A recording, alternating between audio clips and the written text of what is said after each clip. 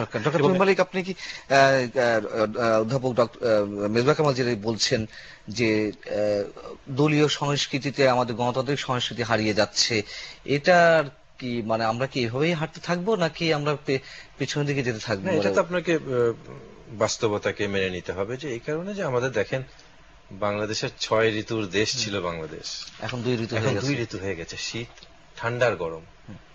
রাজনীতি তো এখন 2 ঋতু হয়ে গেছে, ঠান্ডা গরম।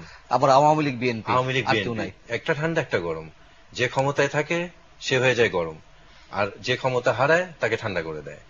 এই যে 6 ঋতুর সাথে রাজনীতিতেও যেভাবে ঋতু পরিবর্তন হয়েছে, কিন্তু জনগণের প্রত্যাশা অনুযায়ী তো আমরা যে গণতন্ত্রকে ধরতে চাচ্ছি, যে ট্রেনটা ধরতে চাচ্ছি, সেই ট্রেনটা তো শুরুতেই তারা ধ্বংস করে দিয়েছে, মানে রাজনীতির নামেই ধ্বংস করেছে। এখন যেটা বলা হচ্ছে কেয়ারটেকার হোক কিংবা অন্তর্বর্তীকালীন হোক, সরকার যে কথাটা বলছে যে সরকারের অধীনে 7,000-এর মতো স্থানীয় সরকার নির্বাচন হয়েছে, জাতীয় নির্বাচন কেন হবে না? ওটা যদি গ্রহণযোগ্য হতে পারে, দেখেন তবে ওটা তো সত্য কথা যে নির্বাচন সেটা তো আমি সুন্দর হয়েছে, কিন্তু স্থানীয় সরকার নির্বাচন কি কেয়ারটেকারে হয়? কোন দেশে পৃথিবীর কোথাও হয়েছে? এটা তো সরকারের অধীনেই হবে। আচ্ছা, বিএনপি যখন ছিল তারও 5,500 ইলেকশন করেছিল, সেটা নিয়েও কোনদিন স্থানীয় সরকার নিয়ে কেউ করেনি, প্রশ্ন করে মাগুরা নিয়ে করেছিল না, স্থানীয় সরকার নিয়ে করেনি। তখন চিটাগাংয়ে আওয়ামী লীগ পাশ করেছিল, ঢাকায় হানিফ পাশ করেছিল মেয়র। তো আপনি দেখেন যে সরকার একটা মাত্র সম্প্রচার কেন্দ্র বিটিভি যেটা সরকারি, সেটাই নিরপেক্ষতা দিতে পারলো না।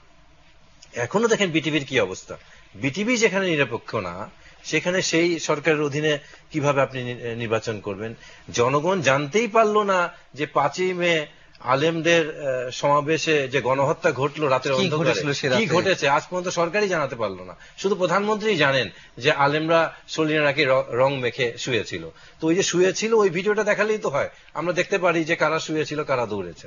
তো যেটা আমরা কয়দিন আগেই, এই 2-3 মাস আগের ঘটনাই সরকার আমাদেরকে জানতে দিল না, লাইট অন্ধকার করে দিল, পত্রিকা বন্ধ করে দিল, টিভি সেন্টার বন্ধ করে দিল, কাউকে কিছু জানতে দিল না। সেখানে এত বড় নির্বাচন সম্পর্কে আমরা কিভাবে জানবো বলেন?